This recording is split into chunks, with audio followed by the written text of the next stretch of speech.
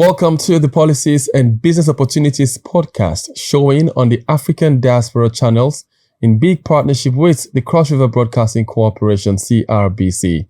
My name is Fidelis Obana. Now today, our attention is on the young people of Cross River State, the youth.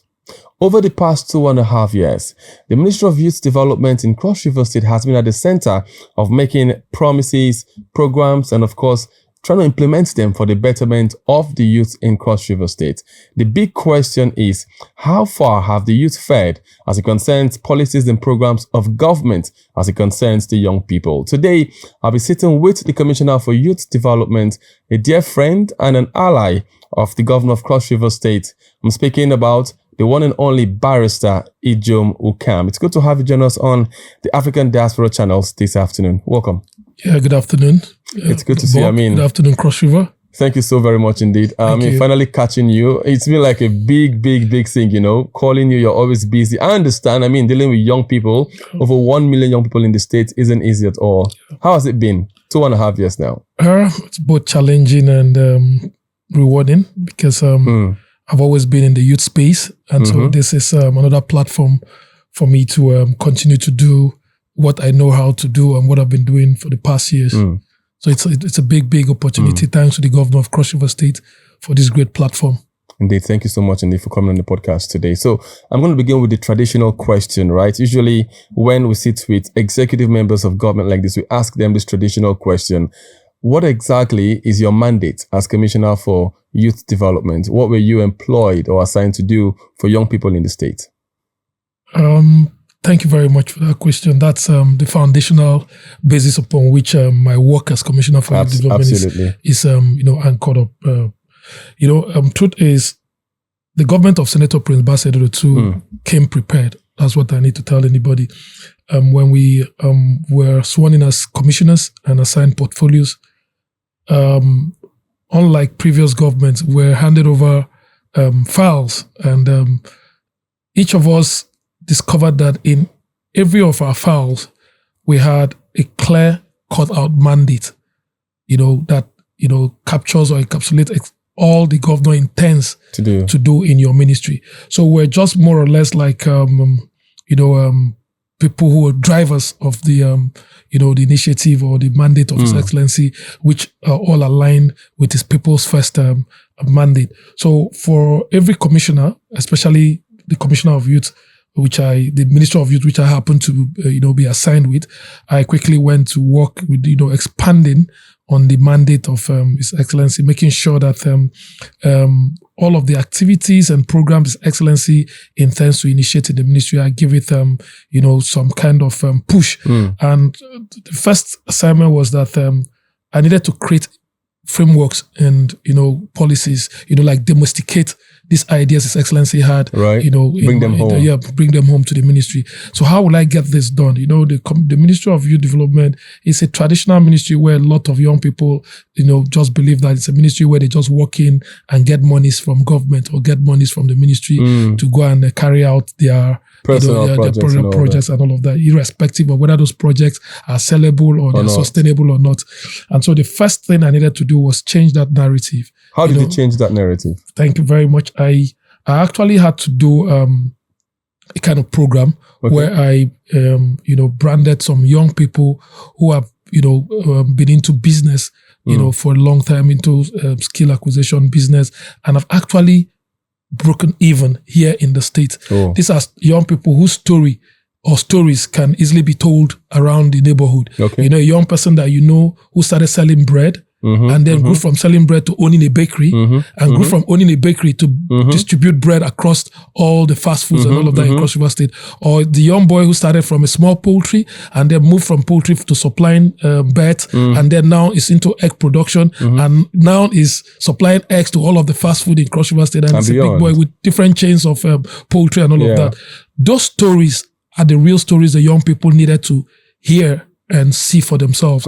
Because, we need to make the young people actually understand that it is not rocket science to start a business and develop that business to becoming an entrepreneur and, making real good money from those, endeavors. So we branded some young people in Cross River State who have actually stayed on the business space, young people in Cross River State who have a skill and have actually activated those skills and become millionaires in their own standard. And we branded about 13 of them. Benko Welding, Chalex the Boss. We've got Chalex the Boss, of course. Chalex the Boss. Yeah. We branded I think Who Cares? Who Cares? Branded, yeah. Who Cares?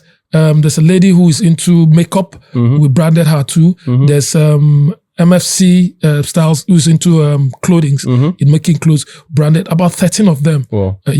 And these 13 young persons are all doing business here in Cross River State. Their stories are indigenous, from relatable, learning a skill, relative, you can, and all of that. So we first of all had to use them as kind of like mentors, had to, showcase them to the young people of Cross River State. Commissioner, let me interrupt you a bit. I think there was a bit of a bias there. You didn't brand anybody from the media world.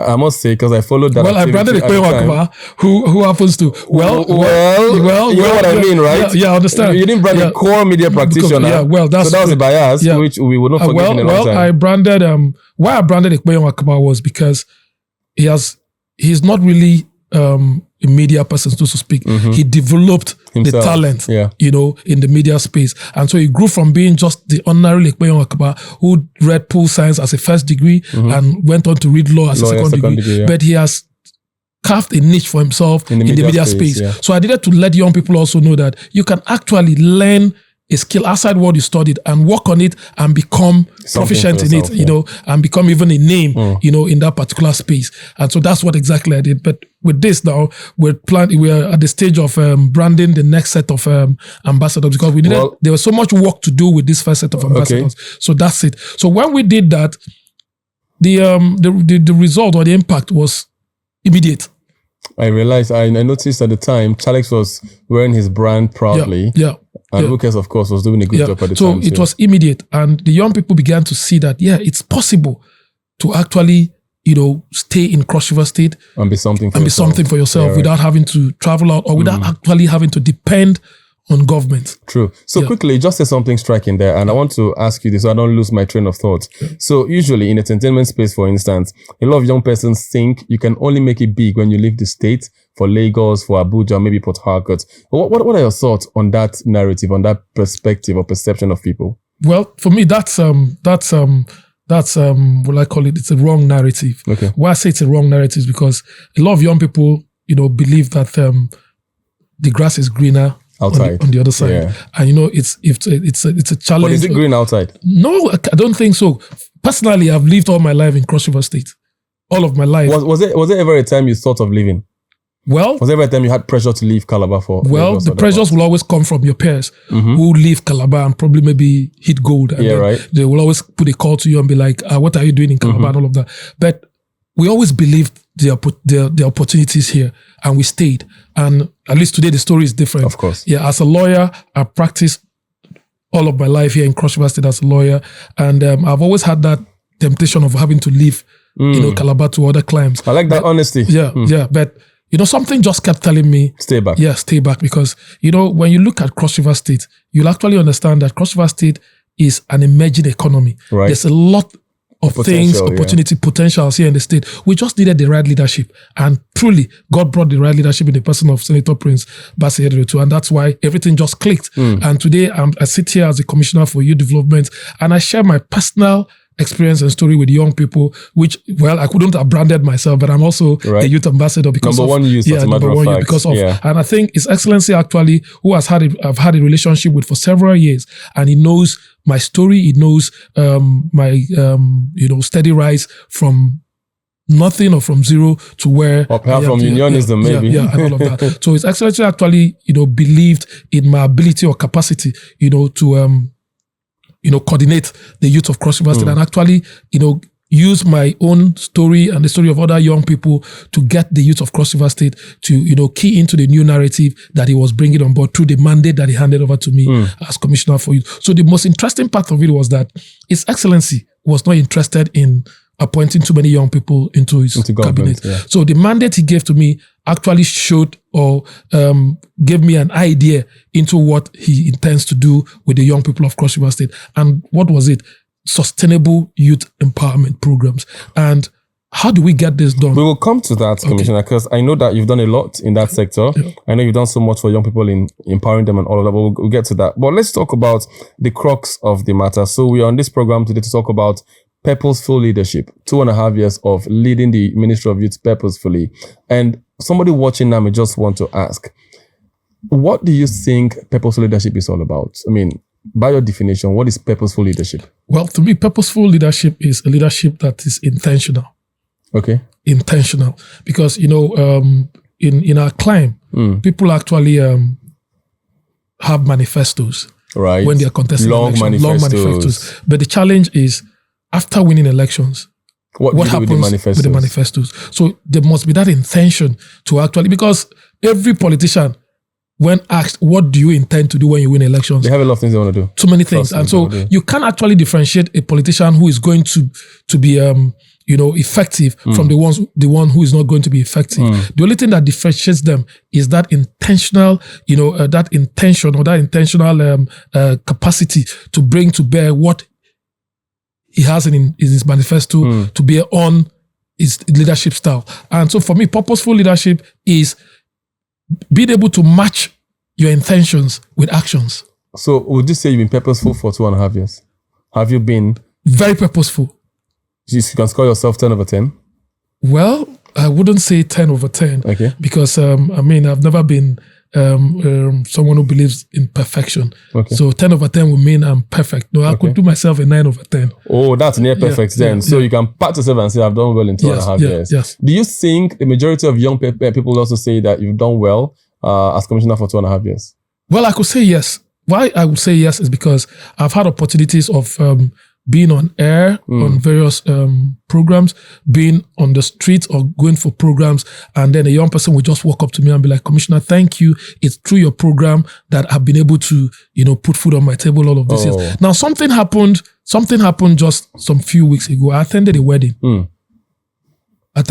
And the master of ceremony, after ushering me in, when he had an opportunity, said, Commissioner, you won't remember me. I posted on Facebook about a challenge I had in my business. And the House of Assembly, Honorable Semo, reached out to me with a token. And you private chatted me on my messenger, that's Facebook Messenger, and asked me to come to the office for a chat. And I turned up in your office, and the rest is history. And today, I can say boldly that you never knew me from anywhere, but you were able to touch my life. That's exactly what I'm talking fantastic. About. I've also been on radio where a young person was like, while I was on radio, he called in and said, Commissioner, thank you. I'm working in Skyron today and putting food on my table because of the training program you enrolled me with Skyron, that I got an automatic employment with Skyron. And today I'm a staff of Skyron. We'll talk about your Skyron initiative because I know you did something big with youth in Cross River State with Skyron. But let's take it step by step. So usually there are indices you measure growth by for maybe a ministry or as an individual. So what would you say are your 3 most impactful achievements in 2.5 years? I know you've done a lot of things, right? But what can you point at to say these 3 things are the most impactful things I've done for the youth of Cross River State?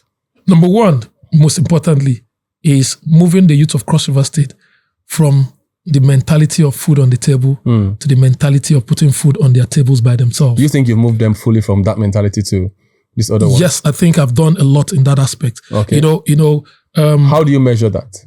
Well, from the change in the narrative. Okay. Before now, you hear a lot of young people complain about not being given opportunities to serve in government via appointment. Yeah. But if you notice now in Cross River State, the story is different. It's that young people are actually asking for grants for their businesses. We just left an event today by MEDA. You can see the young people who came out there with pitching for business ideas and getting grants and loans, to invest in their businesses. So one of the greatest achievements as a commissioner is having been able to change the narrative of young people from being dependent on government to becoming self-reliant and believing in themselves. Fantastic. Yeah, that's number 1. Number 2 is making the young people in Cross River State believe that they are not supposed to be antagonistic to government.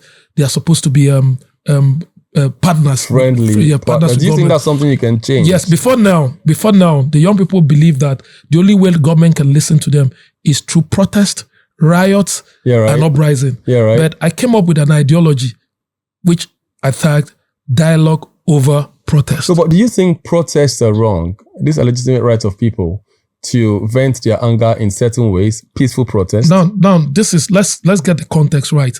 You know, most times, most protests that start peacefully end up being hijacked by certain elements who will actually want to, turn that particular protest into an opportunity to loot, destroy government properties and all of that. NSAS is one of them. Now, NSAS started as a legitimate agitation over police brutality, you know that, but ended up being overtaken, hijacked by hoodlums and all of that. And then we had a lot of destruction and all of that. So what I did was trying to educate the young people that the same message you want to pass to the government through protest, you have the opportunity of still passing the same message to the government through dialogue. But does the government listen or take action through dialogue? Because sometimes it seems as though the kind of people we have in government prefer the hard way, protest, and all of that. They don't listen when they say dialogue. I told you the context. The context here is Cross River State now. Yeah, well, the context contextually,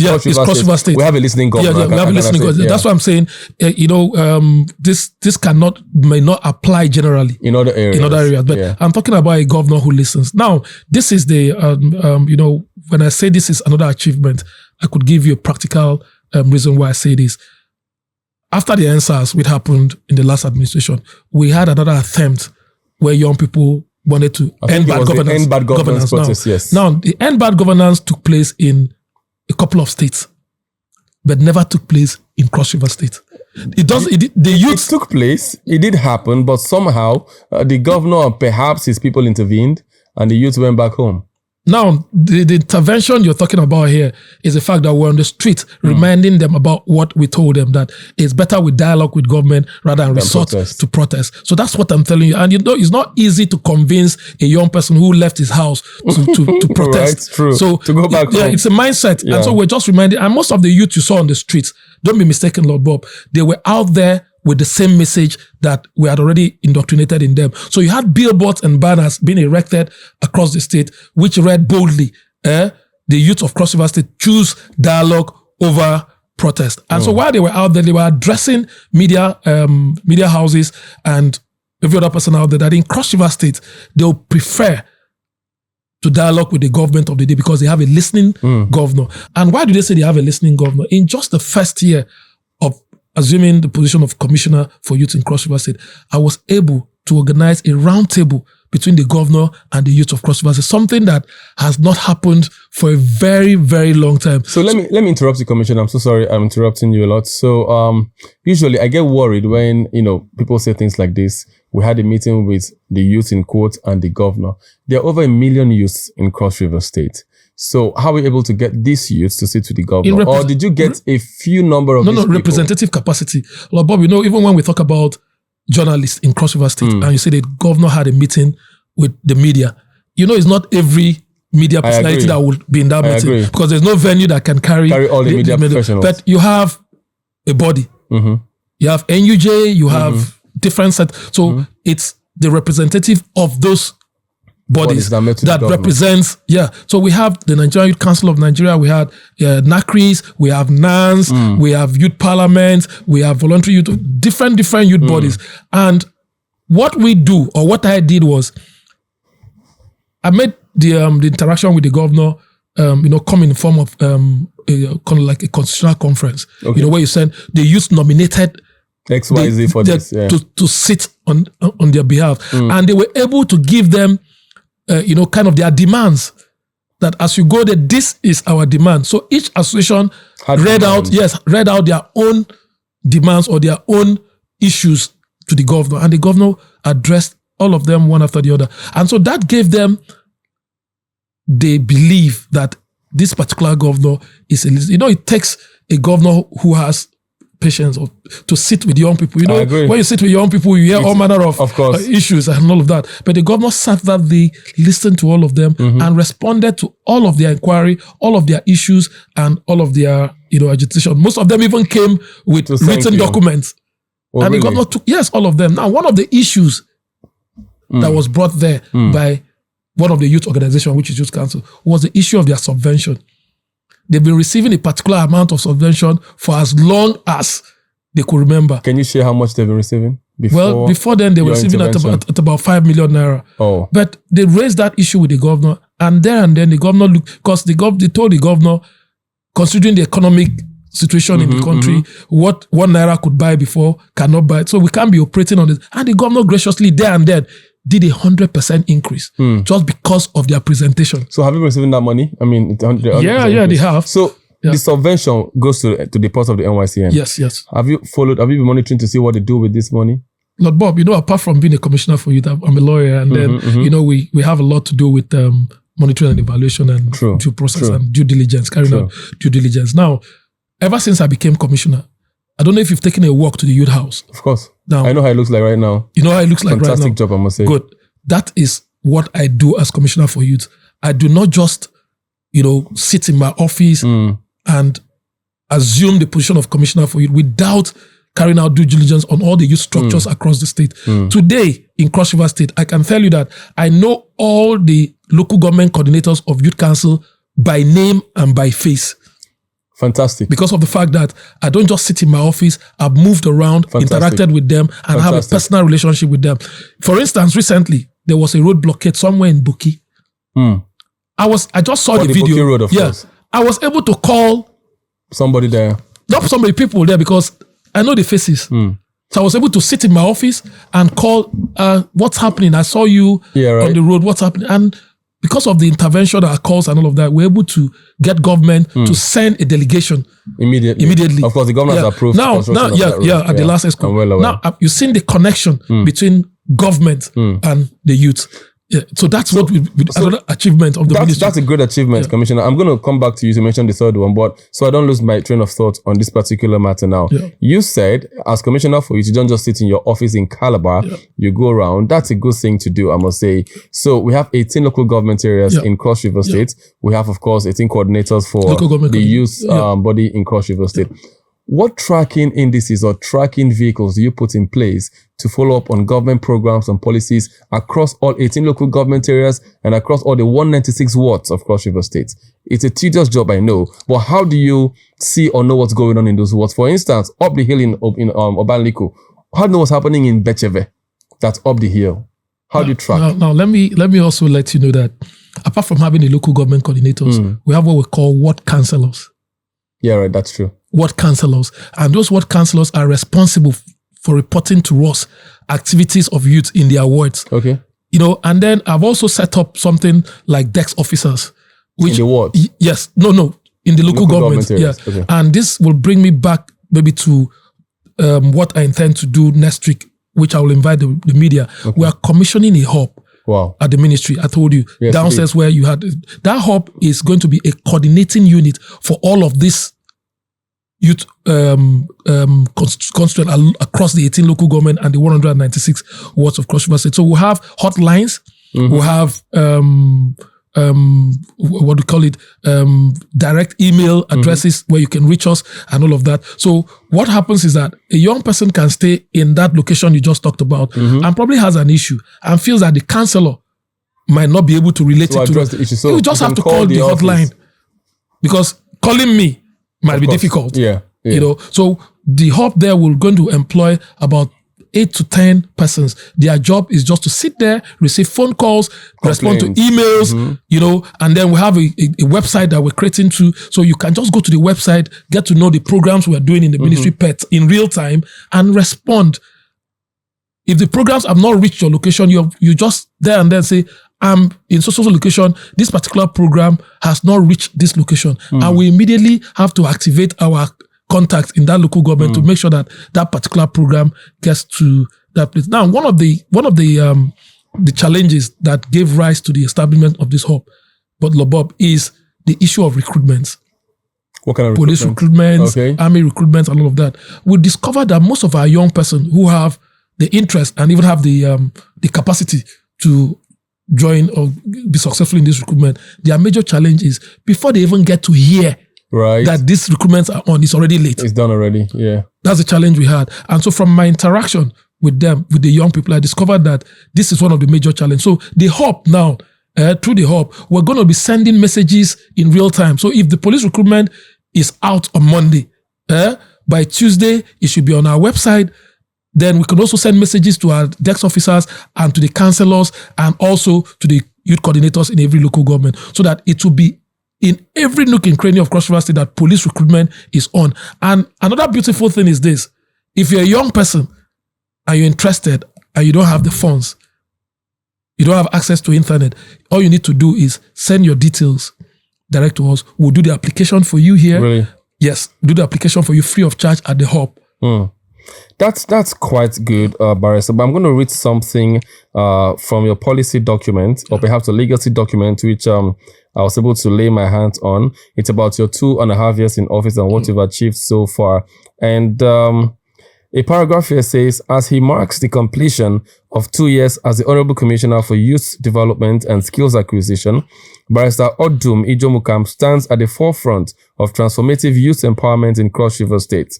His tenure has been defined by visionary initiatives, strategic collaborations, and enduring change, anchored by the unwavering support of the Governor, Senator Prince Bassey Edet Otu. I like a few words I have seen here. I'm going to reiterate them. Your tenure, according to this document, says it has been defined by visionary initiatives, strategic collaborations, and enduring change. Let's start with the first one. What kind of initiatives would you say you've employed or you've brought on board in 2.5 years that have been visionary enough? Talk to me. Well, let me quickly state the 3 of them that are like our flagship programs. We have a lot, but the first one is the Skills in the Hands Initiative. Skills in the Hands Initiative. Now, the Skills in the Hands Initiative is a direct replacement of the food on the table. When I hear that, I always want to laugh. I don't know why. Yeah. Now, there's nothing wrong with the food on the table initiative. There's nothing wrong with it, technically speaking also. Because that fed so many homes. Yeah. But we're actually looking at the sustainability. Right. After 8 years. Yes, the sustainability. Next, yeah. Now, we're not saying it's wrong putting food on the table. But not sustainable. But what is the sustainability plan? Because every administration, when their tenure ends, they have little or no influence on what happens next in the life of the young person on the government. Absolutely. So now what happens? But the Skills in the Hands Initiative, you'll agree with me, is sustainable. What it means is that you gift a young person a particular skill set. Maybe teach the young person tiling, or teach the young person hairdressing, different kinds of skill, welding and fabrication, electrical, electronics, and all of that. And the young person is proficient in it and begins to earn some money from it. How did you collect the youth that participated in this initiative? Well, what we do is, that brings me to another point. I also did some research and discovered that it's difficult to empower a particular young person in a particular skill set that he doesn't have some passion for. True. Right? So what it means is that I am a tech-suave person. The only empowerment I can actually, you can actually guarantee that I will do well and also, kind of appreciate is in the ICT sector. Right? Yeah. Now, you have some young guys too, they love welding and fabrication. Probably maybe their parents, growing up. Introduce them to that profession. Yeah. Now, if you take them out of welding and fabrication, they may not do well. So what we did was that we have forms in the ministry.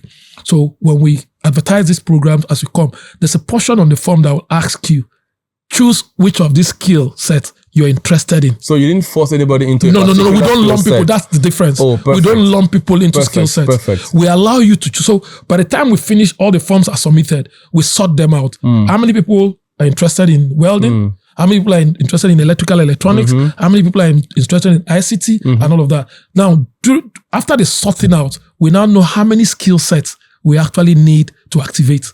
Okay.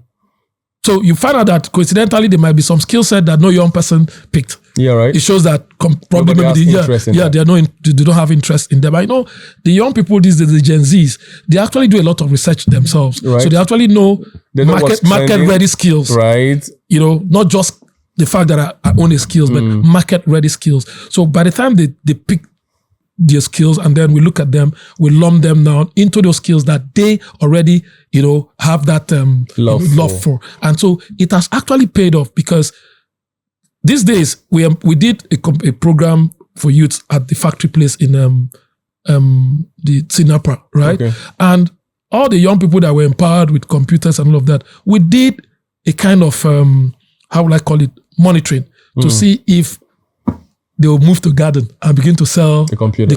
Did they sell them?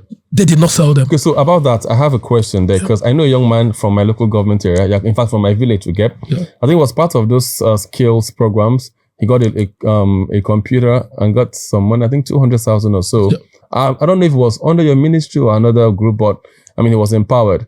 And then as I speak to you right now, that young man is in Ugep and he does nothing. So one day I asked, what did you learn? And he told me, you have a computer given to you by these guys who trained you. Didn't they follow up? Is there nothing they can do to help you after giving you the computer and the money? Now that is making me think that after you empower these guys with computers and money, how do you follow up? You mentioned sustainability earlier. So it's not enough to give them money and computers, right? Yeah. What do you do after that to help them become better persons for themselves? Now, you know, when I started my discussion, I told you that I first of all had to deal with the foundational issues when I became commissioner. What I did was that I had to come up with policies and framework that would be able to drive the mandate, you know, of the ministry. And one of those frameworks I established was the institutional roundtable, institutional youth development roundtable, where I had to, you know, have a meeting with line ministries. What I mean by line ministries is that there are some ministries that directly impact on youth. Sports, wealth creation and employment, human capital development, MEDA, you know, all of those, commerce and all of that. So I had a meeting with them. What I did was activating the youth component in all of these line ministries because, you know, government is not supposed to be competition. Government is supposed to be collaboration. Yeah. And so when you say you don't know if that particular program was under my ministry, I'll say yes. Reason being that for every young person empowered in Cross River State, comes through your ministry. Through my ministry. As a ministry of youth. Directly or indirectly, right? Directly or indirectly. And what has made youth development and empowerment under Senator Prince Basil Idodotu holistic is because we collaborate. You don't compete. We don't compete. Great. So what it means is that the Minister of Sport is having a program on, you know, in sports and empowerment in sport and all of that. The Ministry of Youth is involved. It's part of that program. We sit together to plan it. Even in ESCO, when the memo comes, we collaborate to make sure the memo is passed.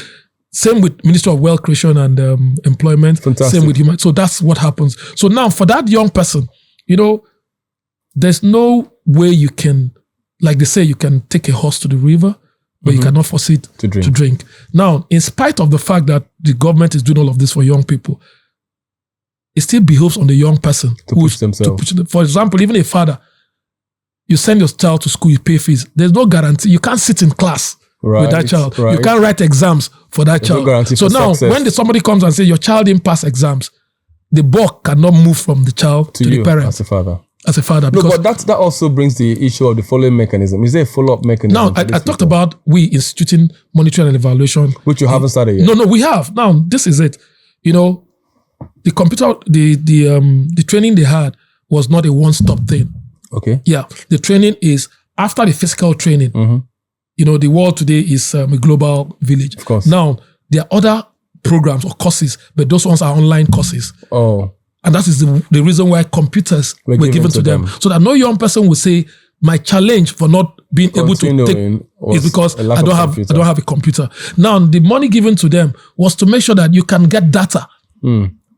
Because, you know, any online program, you need internet, data, you need internet and all of that. So the program, now I have, because when you highlight the one that didn't do well, I also have to highlight the ones that have done well. So you know, go great. So that it doesn't look as if the program was not impactful. So we also I didn't say it wasn't impactful. I'm just saying that's one of the cases. So we also have young people who went through that program, who, as I speak today, they have been certified in several advanced computer. Several. I know one of them today who does, right now in my ministry, he does all our graphics. Whoa. This was a guy who came into the program as a tabula rasa. You know what I mean by completely not too good, just knew the basic computer knowledge. But today, every of our graphics in the ministry, that young man is handled by him. He creates some kind of graphics that you will not believe he does it from his home with the laptop that was given to him. I'm impressed. I'm impressed. So that's another story is this. I was talking about the skills in the hands. That's why I say it has to do with the individual at the end of the day. Now, for the Skills in the Hands initiative, we send our young people to Skyrun for a 6 months training. Now, presently, that was how that guy got the job, right? Yes. The guy spoke about presently, we have a skill development center with Skyrun in Skyrun. Whoa. Owned by the ministry, donated to us by Skyrun, inside Skyrun facility. So how do Cross Riverans, take advantage of that? Through the training, the 6 months training. You can't just walk to Skyrun. Mind you, the Skill Development Center is owned by the ministry. Okay. But domiciled in Skyrun. So they come to your ministry? You have to pass through my ministry to get the opportunity to undergo a 6 month training with Skyrun. Okay. And the beautiful thing is the commitment for employment after the 6 months training. Now, mind you, not every young person who goes into that training is guaranteed automatic employment. Right. There's also some level of, to make it competitive and also make it, worthwhile, because the company actually told us that they will also have their benchmarks. Right. Because not everybody who comes in there and does not meet the benchmark get employment. Now, what is the benchmark? Attendance. They also have practical tests. And so the company scores them and says what they did. And so for a particular set, the company will send you that this set, you are taking 18. Meanwhile, there are about 30 students. So how many do you send per set? We send between 20, 25. Whoa. And then if they take 18, that's now we send even more than that. But at the end, young people probably think it's a kind of the usual thing. You're right. Yeah, because you know why? We pay stipends. To the people you send. Wow. Yeah. The government pays stipends. Well, after the 6 months, Skyrun takes over as salary. So you move from... if you succeed. Yeah, if you succeed. And qualify. So because they hear that we pay stipends, they just think they can just... It's because the stipends is still good. It's some money up to 1 million. No, you can't. Just kidding. Now, don't mind me. Can't pay. Just if you kidding. pay 1 million, that means the child. Salary now. Just kidding. We actually pay something good. So for the first time in Cross River State, you have young people undergoing training with a stipend. I'm impressed. And we didn't know about this, Commissioner. No. It means your media team has a lot of work to do. Well, for us as government, we don't overblow our trumpet. We let our work speak for us. People should know that you're doing but a lot of people know already. That's why for now, we're trying to recruit. If you go to my ministry, there's no space because young people already know that there's a program like that going on. Mind you, Lord Bob, you're not looking for skills. So, it's only a man who's looking for a job. You never can tell, Commissioner. It's only a man who's looking for a job. Just want to add to the skills that will tell you how many places advertisements are up. Right, yeah, that's right. The truth. That's true. So for the young people who need skills, they already know. They go everywhere. Now for like Benko, we just graduated a set with Benko. We've trained people we started the training in skill welding and fabrication. Now, what's our target? The Bakassi Deep Sea Port. Oh. We've already started grooming young people. Welding. Yes, because we do not want to bring in any import to do manual jobs like fabrication. And for a seaport, the major job there is fabrication and welding. So we've already started in collaboration with Benko Welding, who is one of our youth ambassadors. Something we started initially, branding these young people as ambassadors and giving them a platform to become trainers, like train the trainers and all of that. So training trainers train and all of that. So Benko is one of them. So we've been graduating, training young people in welding and fabrication. And Benko is one of the best guys when it has to do with welding and fabrication. Recently, you saw what he did with the container at the 1111. Fantastic job, I must say. Yeah. That's the Benko guy I'm talking about. Fantastic job there. And we had youths who were there from start to finish.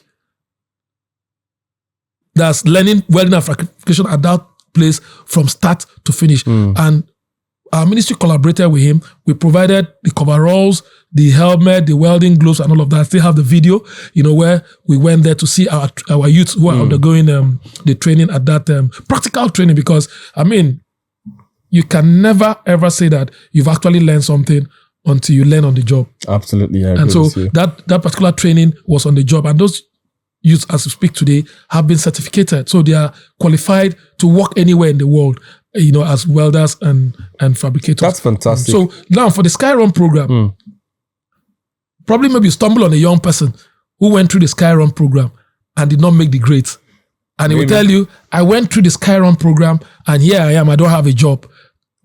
Well, maybe, but he didn't mention the program. He just said the Cross River State government trained them. I didn't bother to ask what program because we were not talking too deeply. He just said he was given a laptop and that's the training at the factory place. Okay. Yeah. No, but I'm just drawing an analogy now that, for instance, you stumble on a young person who went through the Skyrun program, because I'm now told you that there's no automatic ticket for moving from being a trainee to a staff of Skyrun. You have to pass through a process. Yeah, benchmarks. Yeah. Skyrun is the company is not owned by us. Yeah, and so they're in business. They're in business. So they must take, and they're the ones doing the training by themselves. So from the first day you start the training, there are different levels of assessment. Absolutely. From even punctuality to attendance.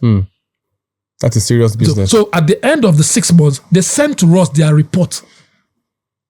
That from the number of persons who sent to us, this is their report card. Okay. Just like a school. The qualified people. So these are the ones we are taking. And this is the reason why we're taking these ones, and this is the reason why we're dropping these ones.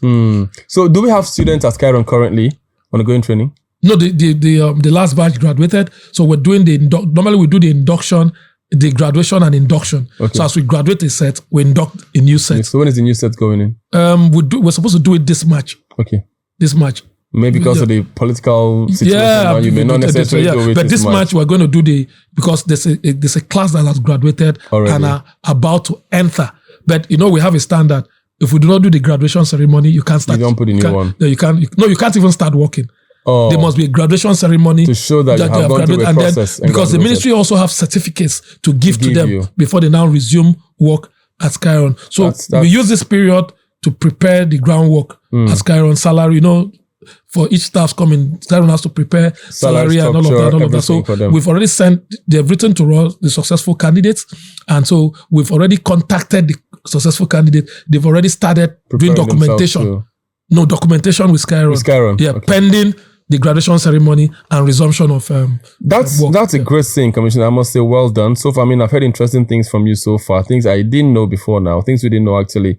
Now we know. But let's talk about your collaborations. You mentioned collaborations with the line ministries in your word. You mentioned collaborations with Skyrun. So beyond these two bodies, what are the other agencies you're collaborating with? Lafarge. We've done. You never mentioned Lafarge. No. Well, with apologies to Lafarge, they've also been very, very. Lafarge has been one of the companies. What programs you run with them? Different kinds of programs. They also have welding and fabrication. Theirs is for 9 months. Oh. Then, for the first time, it was novel that Lafarge trained female truck drivers. That's good. Cross River. Yes, Cross River, and 30 of them. So where are they? They all of them are under the employment. Yeah, of Skyrun. Whoa. 30 of them. It was a pet project that has become Lafarge just decided to attempt it, because Lafarge as a company, I must commend them. They're trying to do what we call gender balancing. So they had a program called Girls in Tech. And most of their programs, the company, they have a lot of consultants that do a lot of research for them before they can actually get into a particular empowerment CSR. Theirs is like CSR, but they collaborate with the ministry. So now they had Girls in Tech. The reason is this. They discovered that even in their company, most of the guys who are manning their ICT and all of that are guys. And they also went into the streets and did a research and found out that majority of Cross Riverians who are into in the tech space are male dominated. So they came up with that program as a kind of a bridge, to that gap, and so they did a program called Girls in Tech. It was purely for girls. And over 30 of them participated. Yes. So that's good. All the participants in that program were girls. So they also came up with another program called Girls on Wheels. That was also to bridge the gap, because Bob, you can hardly find a female truck driver in this part of the world. But if you travel out of Nigeria, you discover that female truck drivers are as random as male truck drivers. So they came up with that program, and they've trained over 30 female truck drivers. So I can tell you that if you go around Nigeria, it might be only in Cross River State that you find a female driving the long cement truck. I won't be surprised. I mean, after this program, they just So those are the collaborations we have. We also have collaborations with ITF, that's Industrial Training Fund. Also in I'm seeing NDDC here too. Even NDDC, we've had programs with them. They've trained young people. When the CNG stuff came up with them, so they did a training for young people in CNG conversion. And so today we can say in Cross River State that we have young people who can successfully. But was that program successful, Commissioner? Let's open it up now. Well, because I'm sorry to interrupt, because I know that they had a center. They were supposed to have a center at the Carnival Commission office. Yeah. But they cleared the area, did a few things, but the compression thing never really started. Well, now, Lord Bob, you must. So if you say they trained people, Lord Bob, you must differentiate between programs of the Cross River State government and programs in partnership with other agencies. For instance, as a state government and as a ministry, if we get a letter from the Federal Minister of Youth that they are carrying out a training program for 30 young persons in so and so, that we should send nominations. As a responsible government, what we need to do is prepare our young people to take part in that and training. And most times the training will always come with starter packs. Right. Because like NDDC, they train you and give you starter packs and startup grants. Now, the same thing goes for the young person. You've learned CNG, you have a starter pack, and you have a startup grant. What stops you from setting up your own private CNG?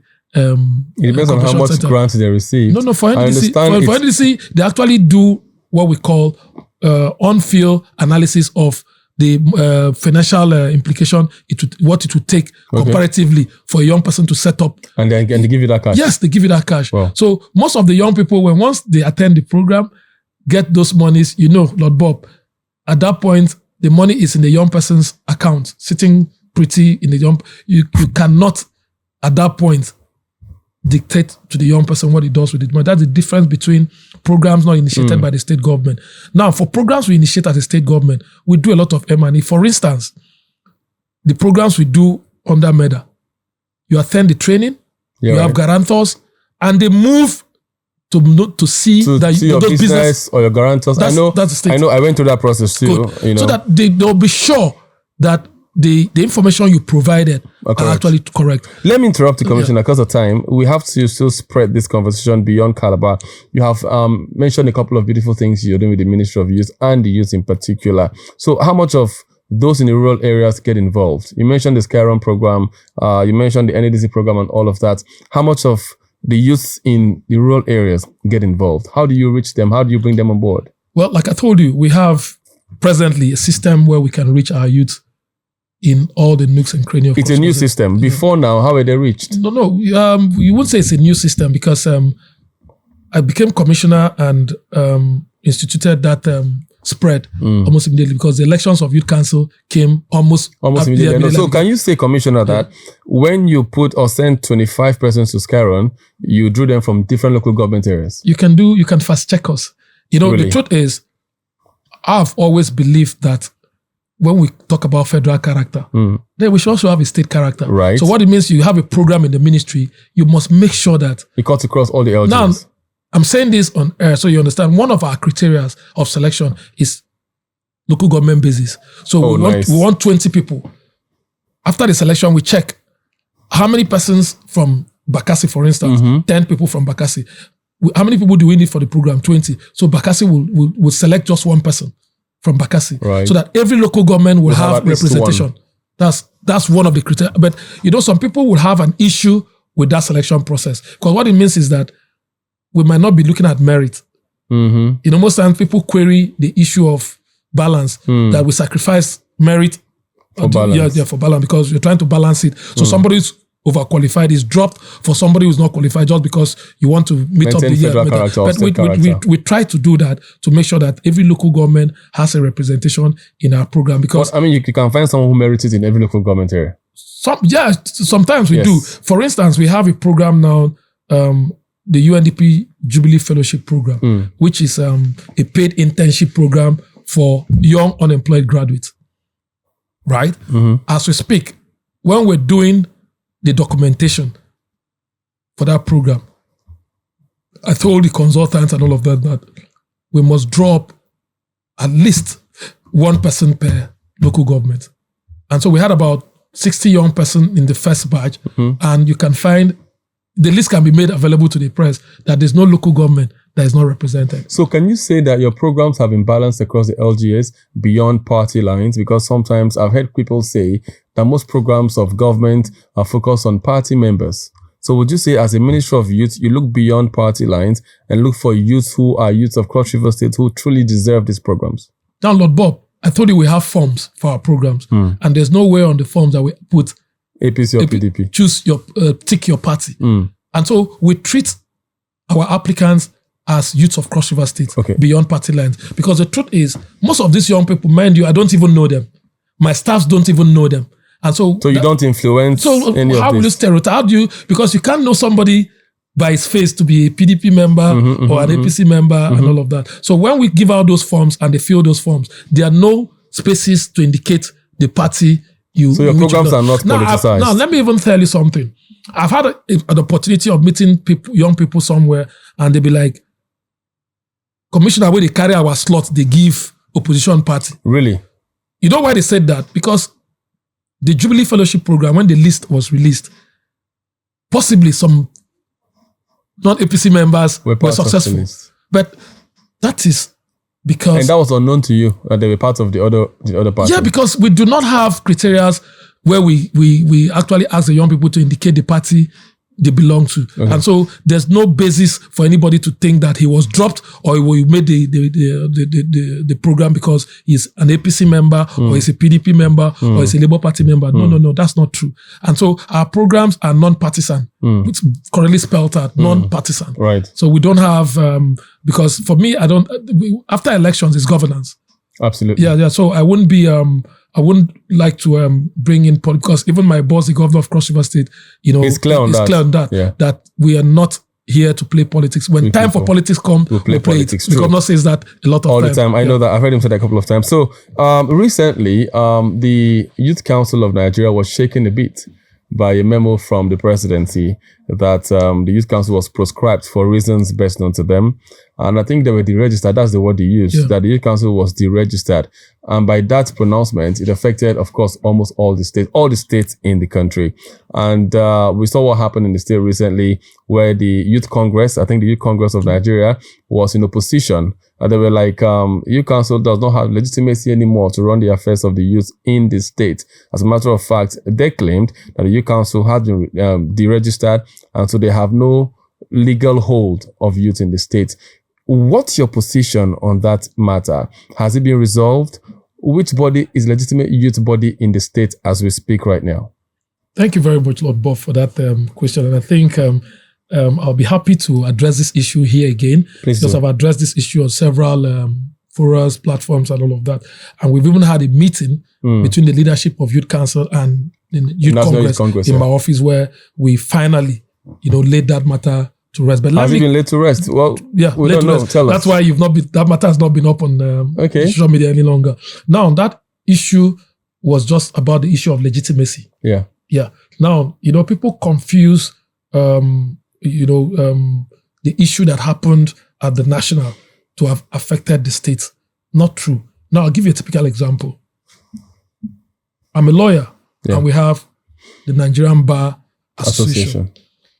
Now, the subnationals have their own state chairman of MBA.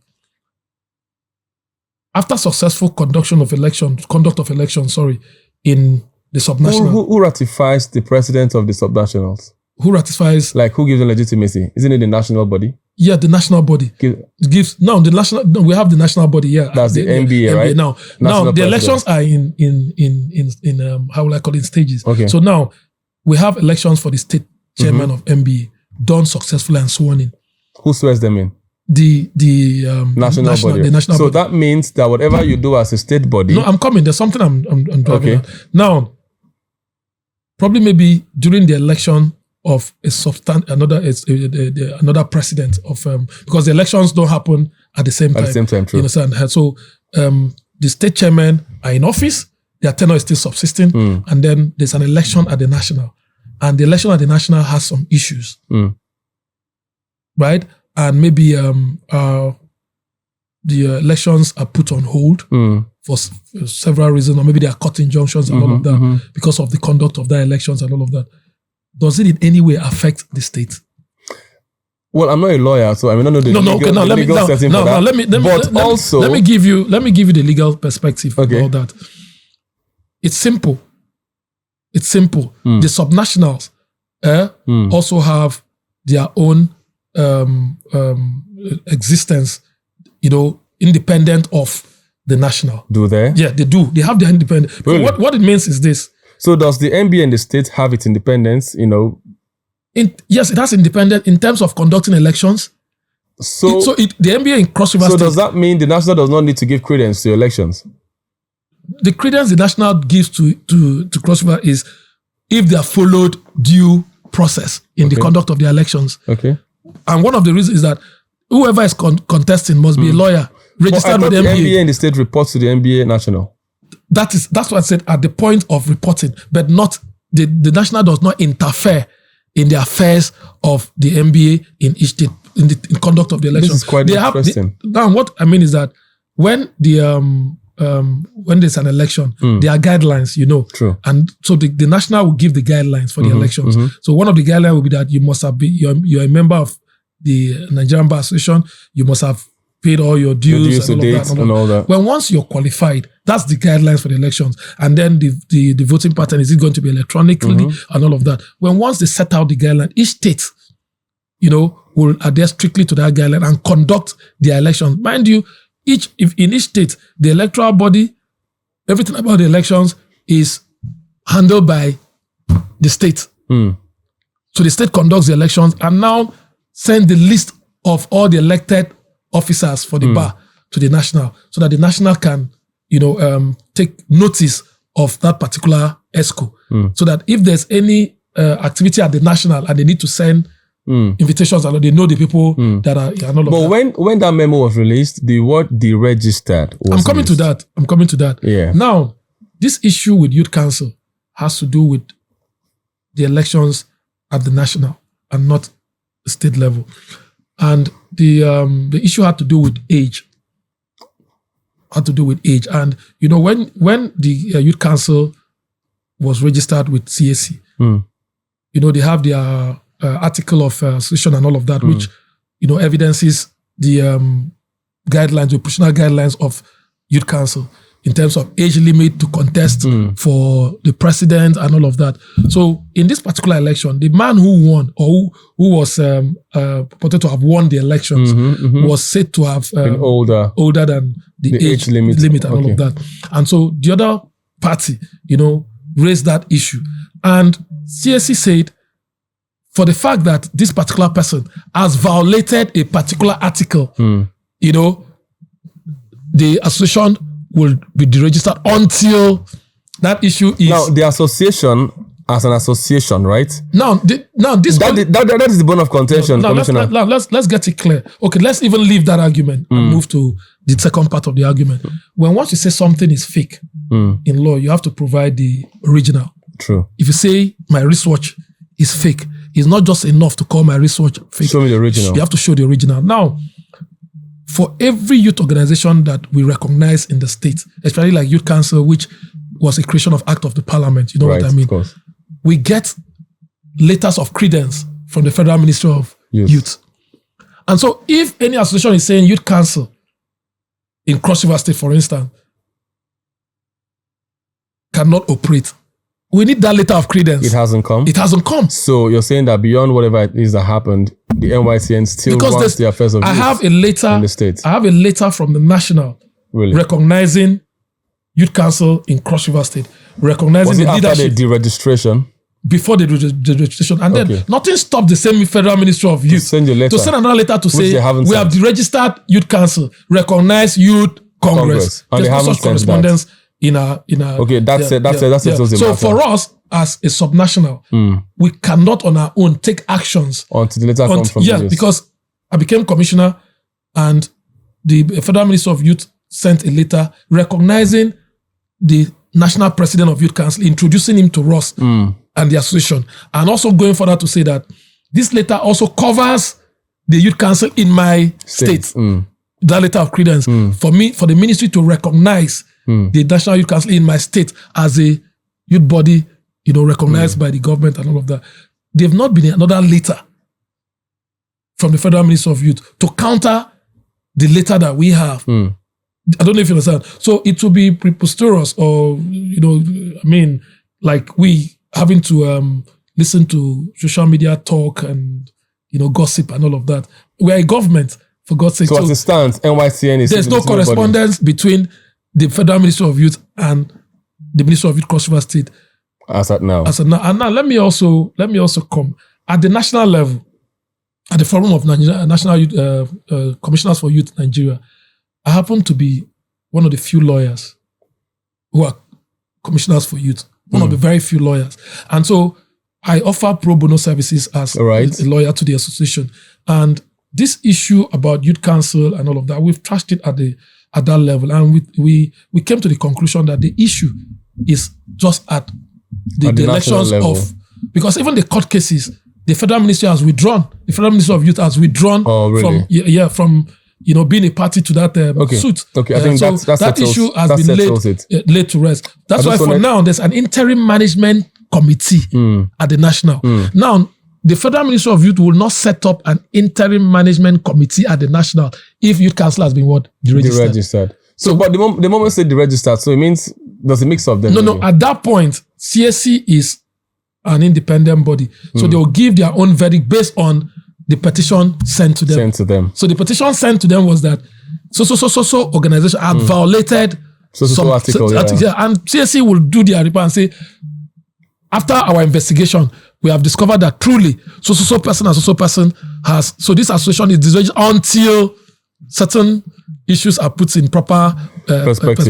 It's all right. I think that settles the matter, Commissioner. So we have just about 5 more minutes to talk on this interview and we have to run. But before we go, I must say well done for the great job you're doing in the ministry. But just this question for you, looking forward into the future, at the end of your tenure, maybe in the next 1.5 years or next 4 years as the case may be, what legacy do you think that you want to be remembered for as Commissioner for Youth in the time of Governor Prince Edetutu? Yeah, simple. I just want to be remembered as a commissioner who transformed the ministry from being a ministry where young people just think that it's free lunch. There's free lunch. Transforming the ministry from just being a monumental ministry of youth, and then to a ministry that is actually, designed, is actually, created to develop young people from being dependent persons to being independent human beings. That's the message. That's what I want to be remembered for. And all of my programs, all of my activities, policies have been geared towards that particular, achieving that particular objective. Why I say this is because, like I told you, as a young person, I've actually gone through different stages of development, and I realized that what has kept me going has been the skills or the things I could do for myself with my hands, right? And so I think this is what I want to impact into the young people, that apart from your certificates in Nigeria today, that learning a skill is the next currency that you need, the next universal currency that you need as a young person. For instance, as a lawyer today, if I travel out of Nigeria, I'll need to do some studies again to practice law.